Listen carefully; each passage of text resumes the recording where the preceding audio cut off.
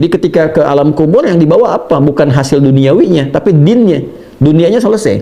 Karena itu kan meninggalkan dunia. Aspek pertama hilang, ya masalah dunia. Yang keduanya din itu yang ikut. Itulah pahala. Itulah hasanahnya. Ya value-nya yang ikut.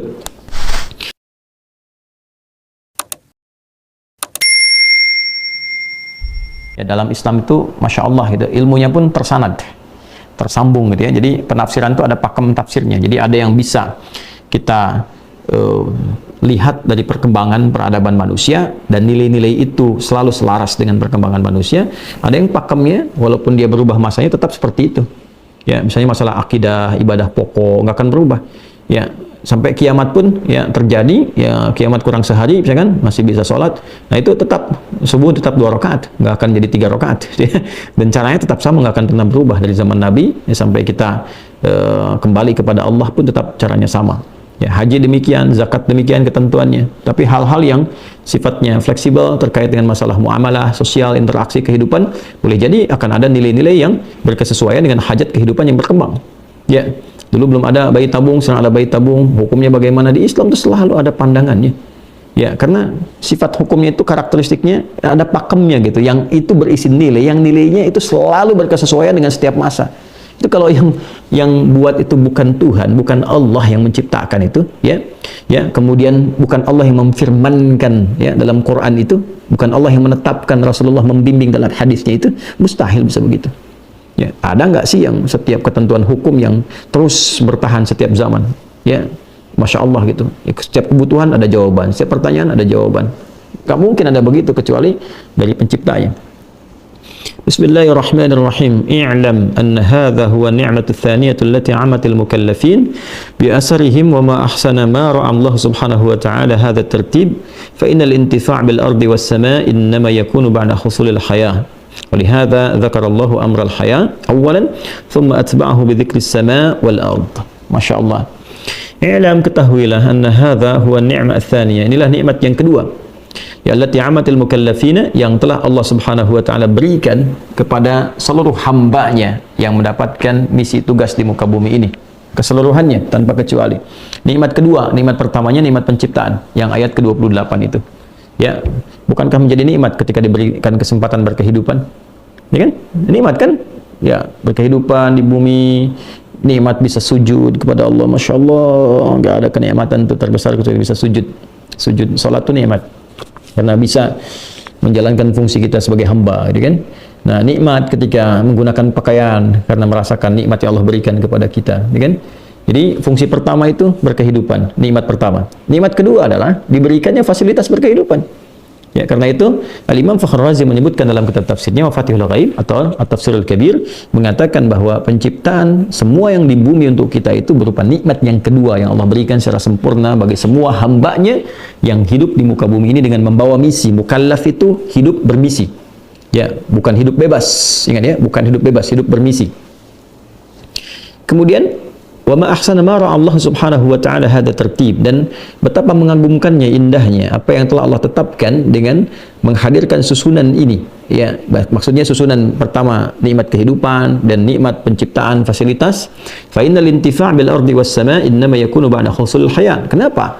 Ya, karena nggak mungkin bisa mendapatkan kenikmatan dengan semua fasilitas di langit dan di bumi ini kecuali setelah mendapatkan kehidupan dulu. Ya, kalau nggak hidup bagaimana bisa menikmati segala fasilitas di bumi ataupun juga segala hal yang kita bisa pandang di langit ya saat ini. Ya, tentunya dengan urutan tadi menunjukkan kesempurnaan Allah mendesain kehidupan ini. Hidup dulu baru kemudian kita bisa mendapatkan kenikmatan yang kedua, yaitu semua fasilitas di bumi dan di langit.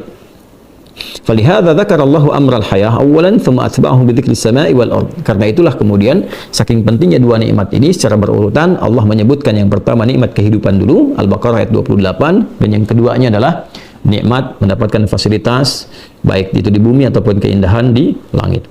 Amma qauluhu, sedangkan firman Allah Subhanahu wa taala khalaqa faqad marra tafsiruhu fi qaulihi wa'budu rabbakum alladzi khalaqakum. Tafsir khalaqa itu telah kami jelaskan ketika menerangkan surah Al-Baqarah ayat ke-21 dan tadi ringkasannya telah saya uraikan. Okay. Wa amma qauluhu lakum, adapun firman Allah Subhanahu wa taala lakum fa huwa yadullu ala anna al-madhkura ba'da qaulihi khalaqa li ajli intifa'ina fid dini wad dunya. Tuh, sama kan? Jadi kita bukan ngarang-ngarang kalau menafsirkan. Ya, jadi sudah, insya Allah sudah dibaca, sudah juga apa namanya. Kalau kita insya Allah berusaha meniatkan ikhlas, mengkaji, banyak membaca, insya Allah akan ada kesamaan pakem, karena pakemnya sudah ada. Ya.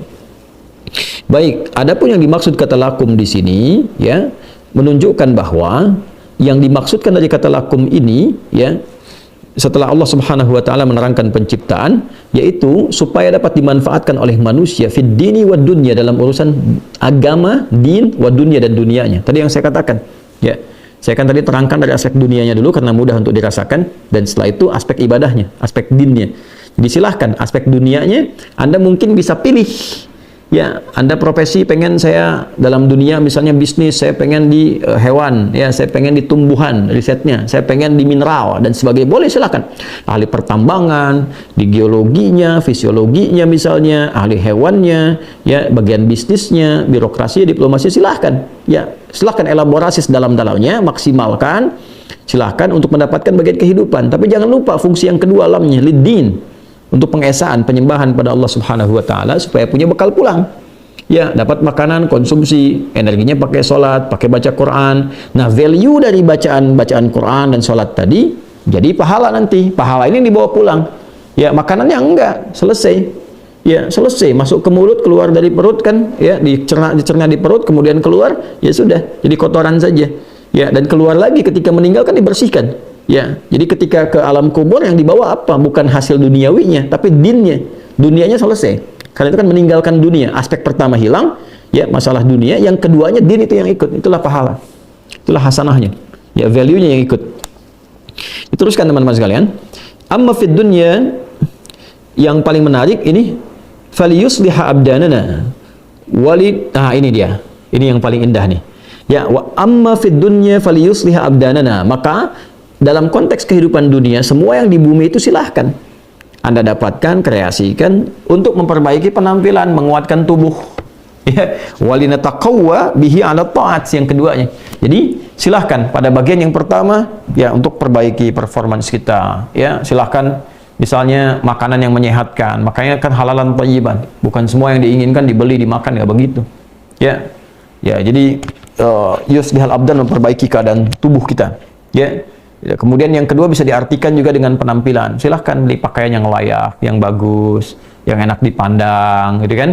Ya, tapi dalam saat yang bersamaan juga ini yang paling menarik nih.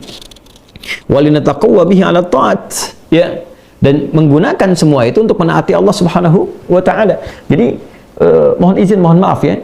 Ini indahnya dalam Islam itu senantiasa menjadikan antara dunia dan hukum, value akhiratnya beriringan, bersamaan tuh, nggak terpisah. Ya, karena itu Anda mau makan menyehatkan tubuh, tapi kan menyembelihnya kan diatur. Hewannya juga diatur, makannya diatur. Yang haram jangan nih. Ini bisa berbahaya gitu kan. Lakukan dengan yang ini. Pakaian nih silakan fashionable, ya, yang bagus, yang indah. Tapi apa? Beriringannya, menutup aurat. Ya kan? Jangan dibuka, jangan menggunakan pakaian-pakaian atau mengenakan pakaian-pakaian yang potensial melahirkan kekacauan, ya kan? Melahirkan perselisihan. Ya, melahirkan syahwat, kan? Ya, Anda boleh berkata itu kan karena dia nggak bisa mengatur pandangannya aja. Iya, karena Anda berpakaian tak teratur.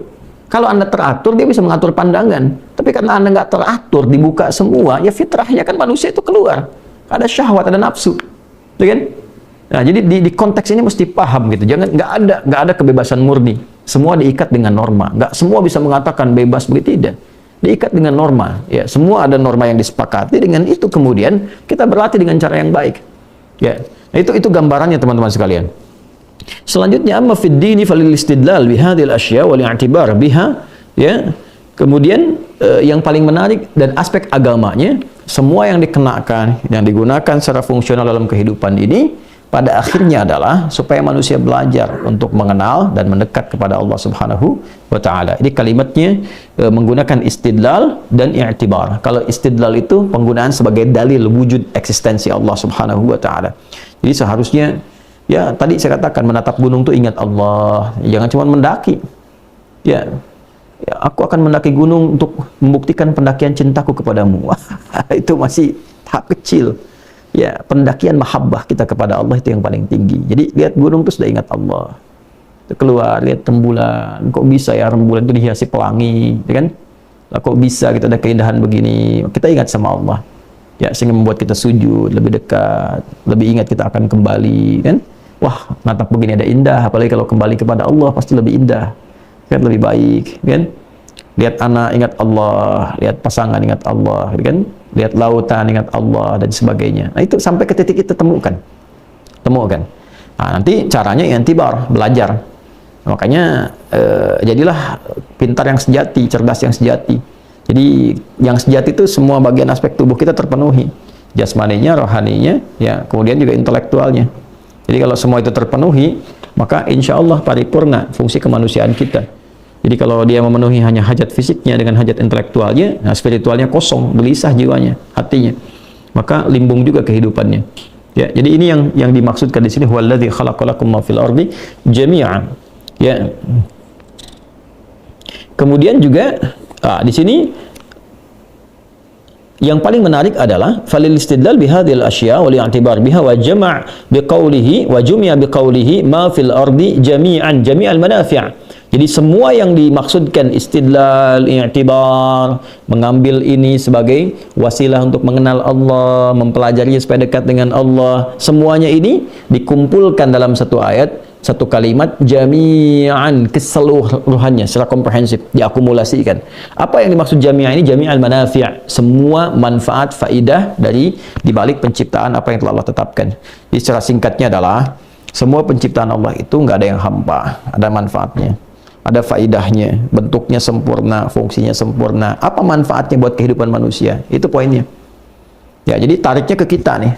Nah, ini ada jami'al manafi, jami'an, semuanya ini jami'al manafi, ada manfaat untuk kita.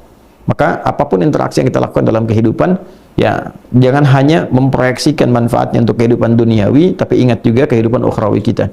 Karena semua apa yang ada kita dapati di muka bumi ini pada hakikatnya adalah terkreasikan, mengakumulasi semua bentuk-bentuk potensi manfaat untuk kehidupan dunia akhirat kita. Ya.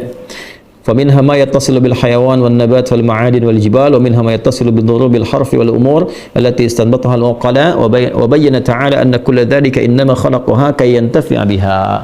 Sama persis dengan apa yang saya sampaikan. Ya. Jadi Allah Subhanahu wa taala ketika menyampaikan ayatnya kemudian diterangkan oleh para ulama, di antaranya kita teruskan faminha ma yattasilu bil hayawan. Apa yang bisa kita riset, kita manfaatkan, ada yang terkait dengan hewan, tadi sudah saya jelaskan. Wan nabat, dan tumbuhan sudah saya sampaikan. Wal ma'adin, dan mineral, ya tadi sudah saya singgung juga. Ada kan pertambangan, kita menggali melihat apa yang kita temukan. Ada batu bara kah, kemudian ada apa lagi, misalnya emas, nikelnya, tembaganya, macam-macamnya. Itu bukan hanya menemukan jadi bangga mensupport dunia, tidak. Tapi ketika Anda meriset, kan ada ilmunya itu. Masya Allah, Anda mulai meriset batu, batunya ada kodenya, ada nomor-nomornya, macam-macam gitu kan. Ya, lapisan-lapisannya. Siapa yang bisa memberikan kode-kode di balik batu itu supaya kita berpikir, belajar dan sebagainya. Setelah itu dapat sesuatu, diuji kan. Mau taat nggak sama Allah, dapat emas, ada timbangan. Mau zakat nggak dari situ, bisa buat maslahat nggak, kenal Allah nggak. Jangan-jangan bikin rumah mewah-mewah besar tapi nggak ada ruangan untuk sujud. Nah, berarti fungsinya ya tidak maksimal tuh. Ya, silakan penuhi dunianya, tapi kan akan pulang ke akhirat dan ditinggal dunianya. Mana fungsi akhiratnya itu? Ya. Wal jibal, dan gunung-gunung, wa minha ma yattasilu bidurubil harfi wal umur allati istanbataha al uqala. Ada juga yang Allah tetapkan itu bagi kalangan-kalangan intelektual untuk berpikir. Ya, jadi ada yang untuk pebisnis dimanfaatkan, ada yang untuk konsumtif ya, tapi sisi lain ada memang nanti hobinya riset, kata Allah itu. Ya. Ya, diisyaratkan dalam Al-Qur'an, diterangkan oleh para ulama, ada yang hobinya riset antariksa, riset di lautan, riset di bumi, riset hewan-hewan, itu meriset aja, memang ada objeknya itu untuk objek pengetahuan. Nah, hasil risetnya itu harusnya mendekatkan diri kepada Allah, bukan cuma jadi jurnal. Ya, apalagi bagi yang beriman, fungsi imannya mana gitu? Ya, fungsi imannya mana? Ya, coba saya juga men-challenge nih para pakar ilmuwan kita. Coba hidupkan lagi si ICMI-nya tuh, Ikatan Cendekiawan Muslim Indonesia. Ya, yang di IMPAT tuh, Ikatan Ilmuwan Internasional Indonesia tuh, yang muslim-muslimnya misalnya, ya silahkan, dengan non-muslim sama meriset dan sebagainya. Tapi bagi yang beriman, yang orang Islam tuh, imannya mesti hidup. Ya, mesti nyala tuh. Mesti nyala tuh imannya itu. Temukan di situ risetnya untuk mendekat kepada Allah. Nah, kalau sudah ketemu tuh 3 perpaduan tuh dahsyat hasilnya. Dahsyat sekali teman-teman. Ya. Nah, itu kita mesti kembalikan ke ranah itu gitu ya. Bukan cuma jadi ya tingkat pencapaian pengajar tertinggi misalnya profesor di akademia ya, di akademi misalnya kan, bidang akademik, atau tingkat pembelajaran tertinggi doktor dan sebagainya. Kenal Allah enggak? Ya, kenal Allah enggak? Itu poinnya. Dan apalagi kalau sudah beriman. Apalagi kalau sudah beriman. Itu yang barangkali penting kita di situ notice ya, untuk berikan apa namanya satu penanda kepada kita untuk mendekat kepada Allah Subhanahu wa taala.